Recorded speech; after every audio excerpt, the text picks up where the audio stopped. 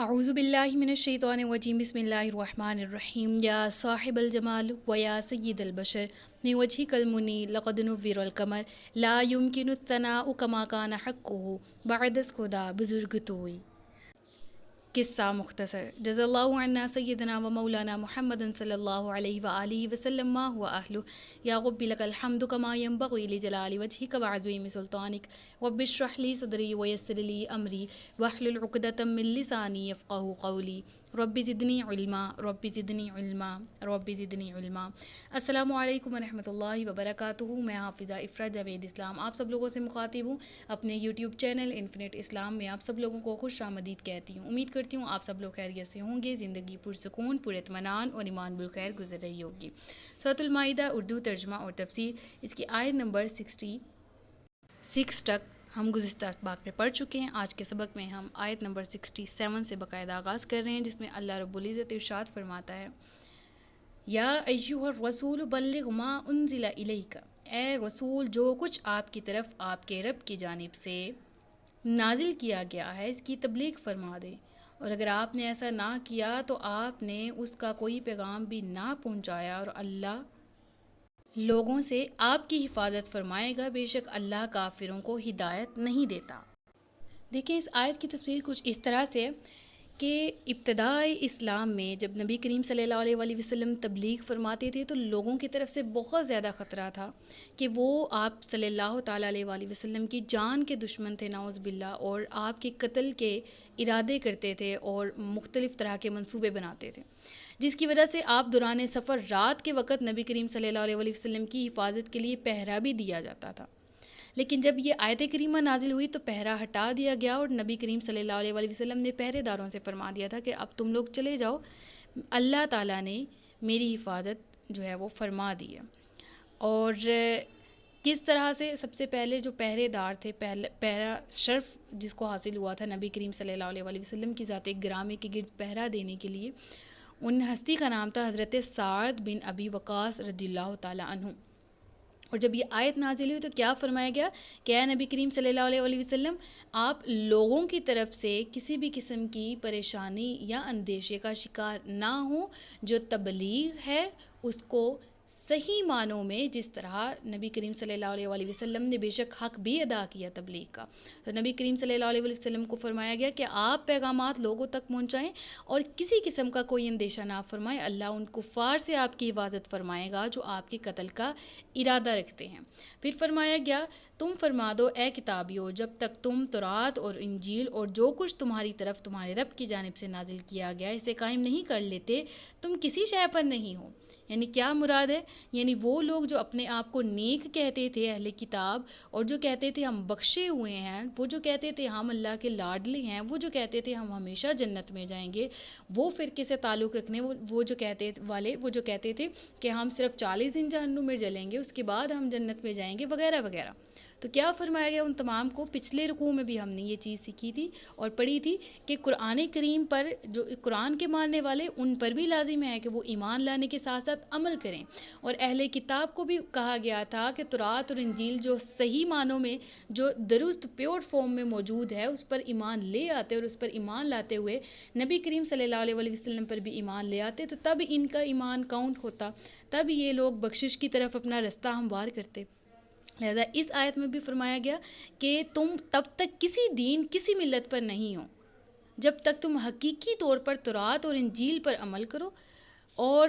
جب تک تم حقیقی طور پر تورات اور انجیل کو مانتے ہوئے نبی کریم صلی اللہ علیہ وآلہ وسلم پر بھی ایمان نہ لے آؤ، اس وقت تک تمہارا کوئی دین، کوئی مذہب نہیں ہے جو تمہیں بخشوا دے گا یا جو تمہیں جنت تک پہنچا دے گا، کیونکہ نبی کریم صلی اللہ علیہ وآلہ وسلم پر ایمان لانے کا حکم تورات میں، انجیل میں بذات خود موجود ہے۔ لہٰذا ان اپنی ہی کتابوں پر عمل کرتے ہوئے اگر تم آخری شریعت پر ایمان لے آؤ تو تمہارا ملت ابراہیمی ہوگی، دین اسلام ہوگا، جو کہ ہدایت کی طرف تمہیں لے جائے گا، اور جس کی وجہ سے پھر تمہیں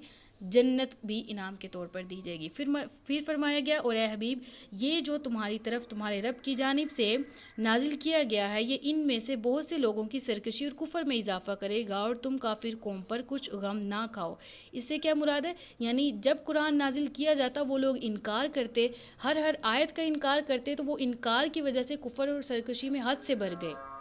تو اے نبی کریم صلی اللہ علیہ وآلہ وسلم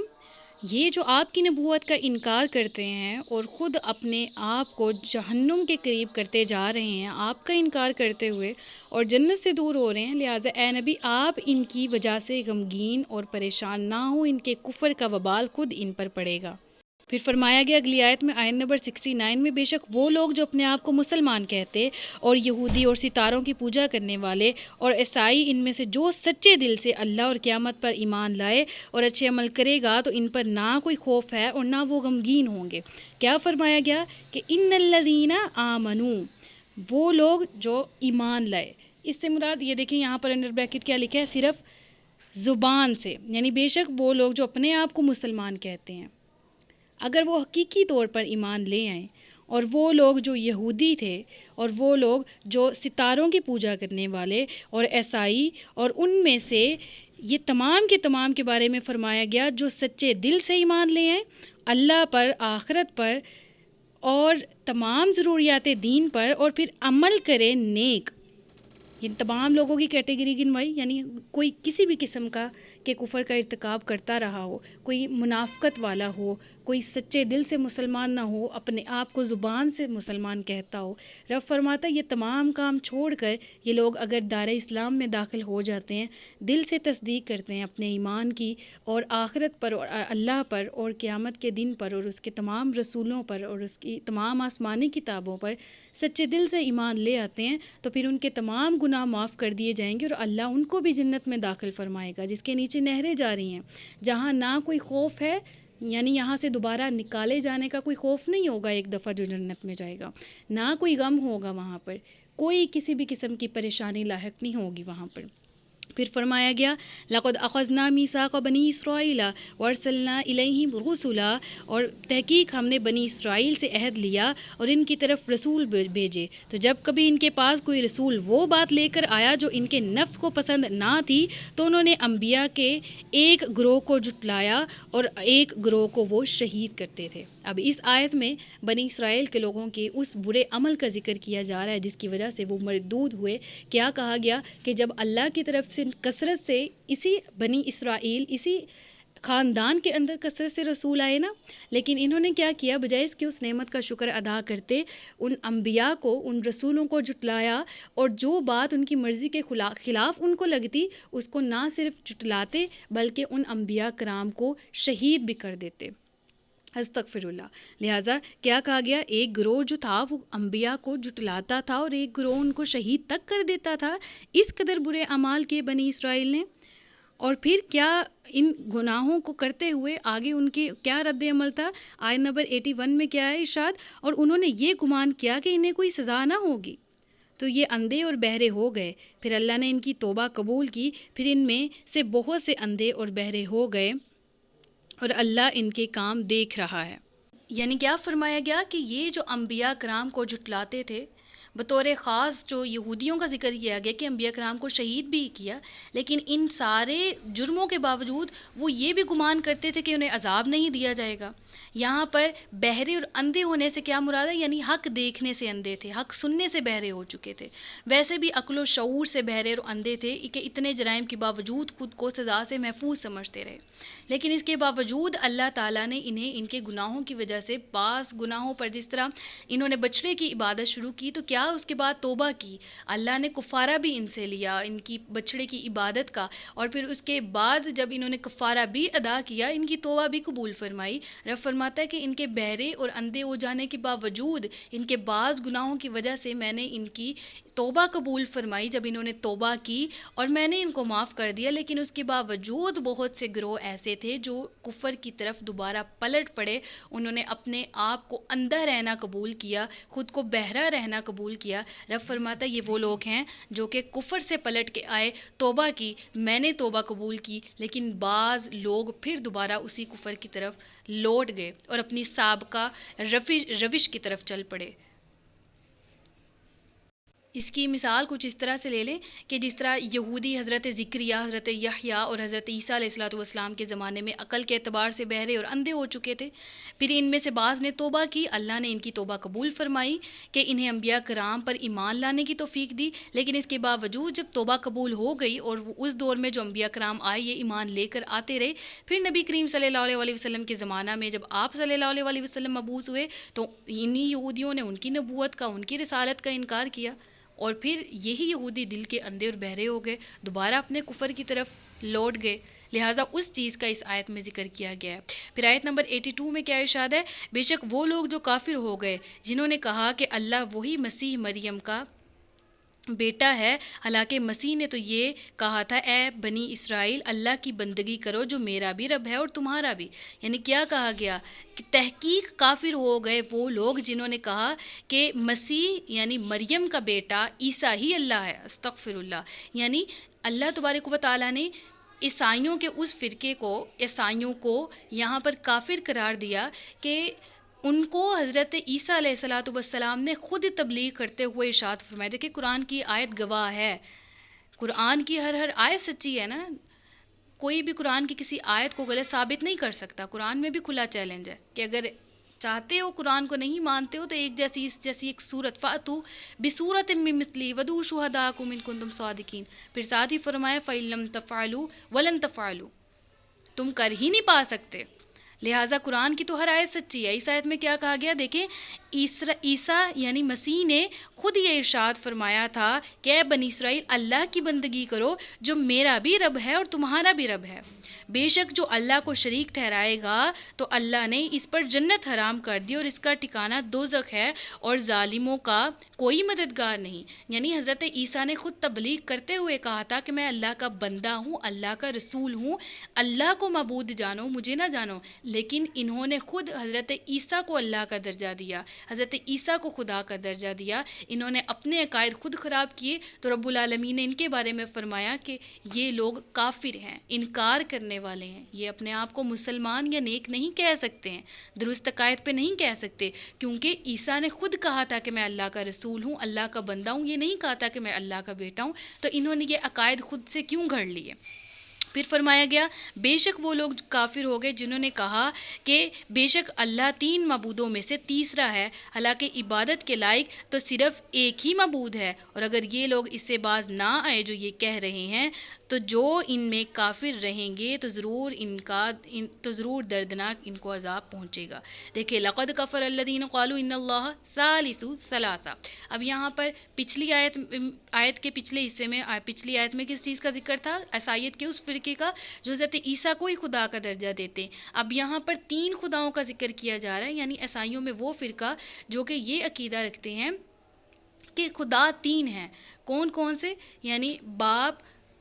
3 الہوں پر وہ یقین رکھتے ہیں. ٹھیک ہے, یعنی وہ کہتے ہیں کہ الہ 3 ہیں, باپ, بیٹا اور روح القدس. یعنی اللہ تعالیٰ کو باپ, حضرت عیسیٰ علیہ الصلوۃ والسلام کو ان کا بیٹا, اور حضرت جبرائیل علیہ الصلوۃ والسلام کو روح القدس کہتے تھے. استغفر اللہ.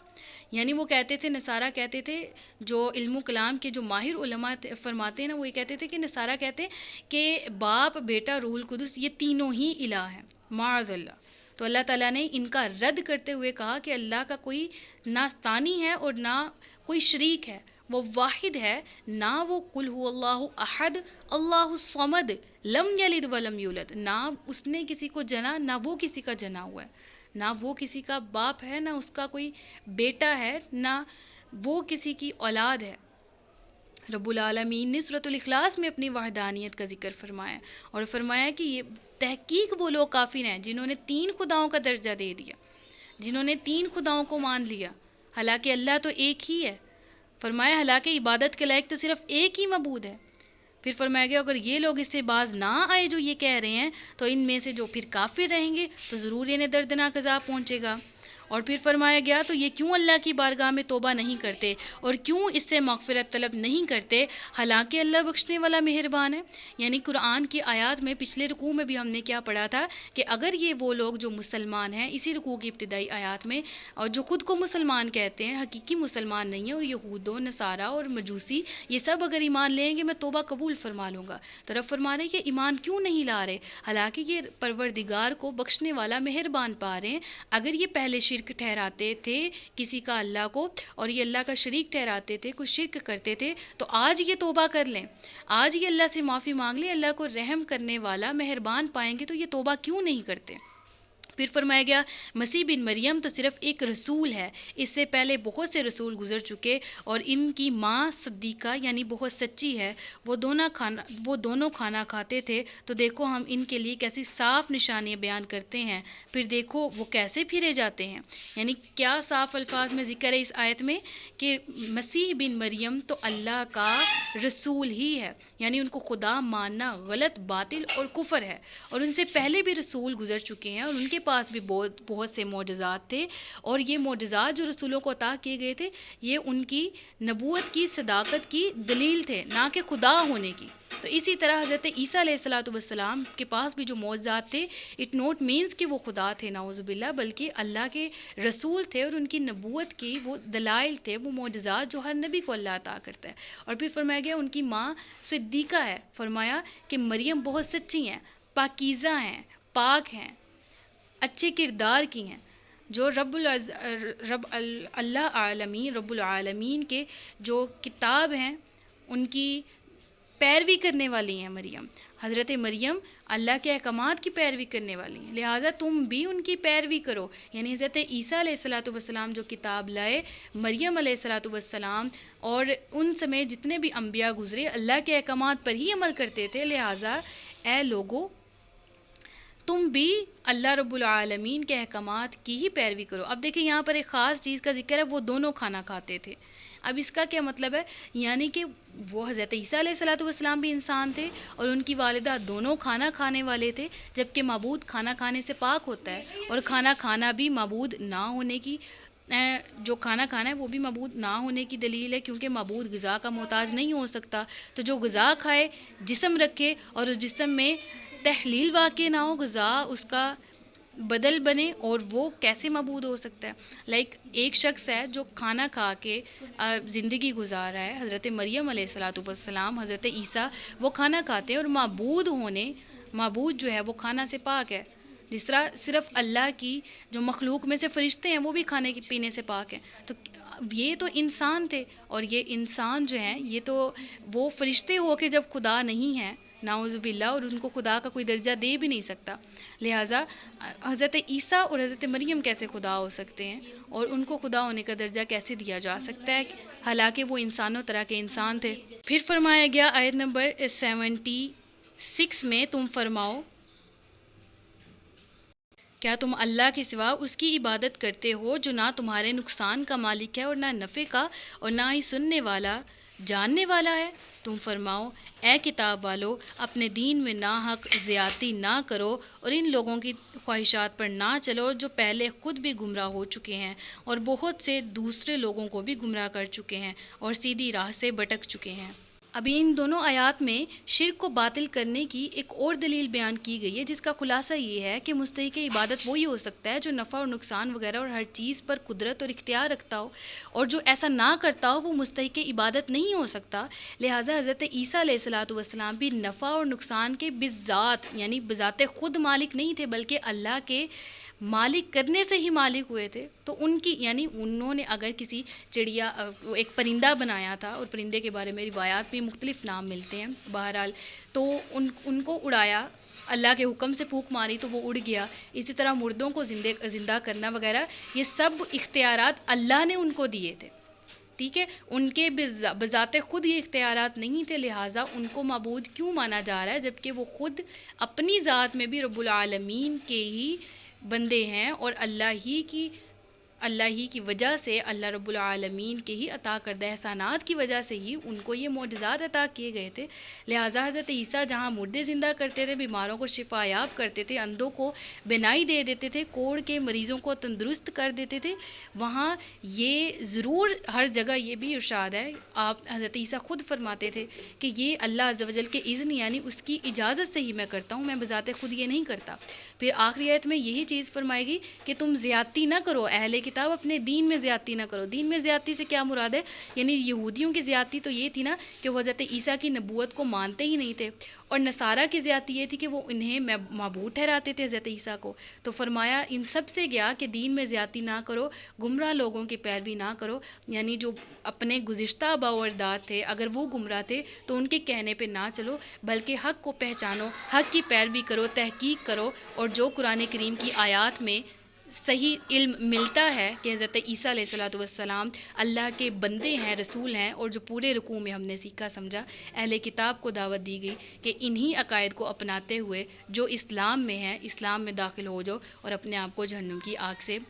بچا لو۔ صدق اللہ العلی العظیم وصدق رسولہ النبی الکریم ونحن علی ذلک من الشاہدین والشاکرین وما علینا الا البلاغ المبین۔ سچ فرمایا اللہ نے جو عظمت والا ہے۔ مجھے دعا میں یاد رکھیے گا، اپنا خیال رکھیے گا، اپنے سے زیادہ دوسروں کا۔ تاجدار ختم نبوت زندہ باد، پاکستان ہمیشہ زندہ باد۔ السلام علیکم ورحمۃ اللہ وبرکاتہ۔